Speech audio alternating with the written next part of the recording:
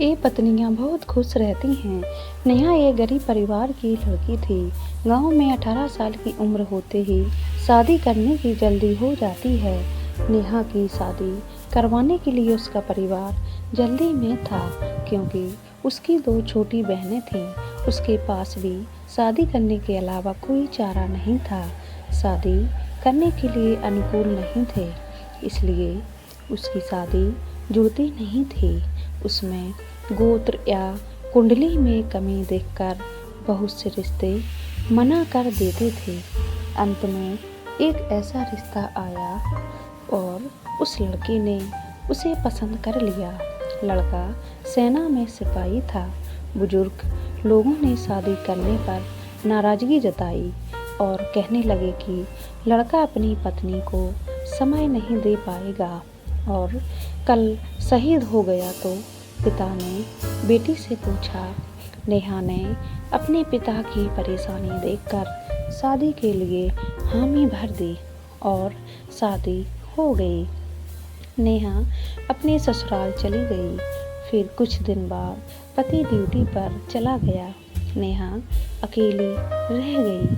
वह सोचने लगी कि मैं घर में बैठे बैठे अकेले क्या करूँगी। सास से पूछने के बाद ही वह पहली बार घर की सीढ़ियों से नीचे उतरी। यह गांव कैसा है वह देखने के लिए गई थी। गांव बहुत बड़ा था।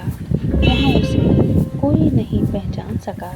वह एक बड़ी दुकान के सामने से चल रही थी।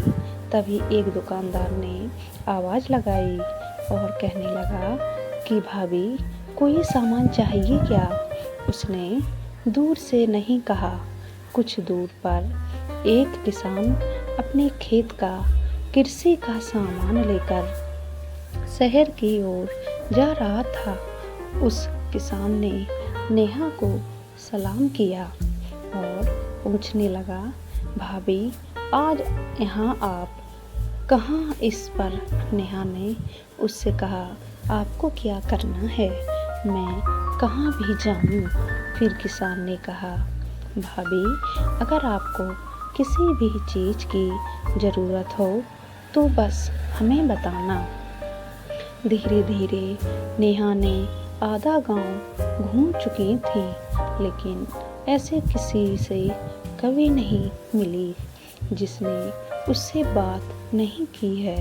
नेहा का सवाल था, इतने बड़े गांव में हमने कभी घर नहीं छोड़ा और किसी को जानते भी नहीं हैं, और फिर भी लोग मेरे साथ इतने प्यार से पेश आ रहे हैं और मुझे इतना सम्मान दे रहे हैं। हमारे गांव में कभी मैं पुरुषों से आँख भी नहीं मिला पाती थी। लोगों की ऐसी गंदी निगाहें देखकर मैंने उम्र में आने के बाद घर से बाहर निकलना बंद कर दिया था। लेकिन यहाँ की स्थिति इतनी उल्टी कैसे? घर जाकर उसने अपने सास से पूछा। सास ने कहा, ओहे, तुम एक फौजी की पत्नी हो, इसलिए तुझे गांव में इतना मान सम्मान मिलता है जैसे मुझे माँ बनने से मिलता है। यह सुनकर नेहा की आंखों में खुशी के आंसू आ गए थे। उसका सीना गर्व से फूल गया था। वह खुश थी कि उसने एक फौजी पति चुना था। ऐसे ही हर एक पत्नी को हमेशा ही खुश रहना चाहिए कि उसको इतना अच्छा पति मिला है, और फौजी की पत्नी को भी खुश रहना चाहिए कि उसका पति इतना अच्छा मिला है। सिर्फ आपकी ही नहीं, पूरे देश की रक्षा करने वाला पति मिला है। दोस्तों, हमारे चैनल को सब्सक्राइब करें, वीडियो को लाइक एंड शेयर करें, अपनी राय कमेंट बॉक्स में ज़रूर दें। आप ये स्टोरी कहाँ से सुनते हैं और कमेंट बॉक्स में ज़रूर बताएं। पूरा वीडियो देखने के लिए धन्यवाद।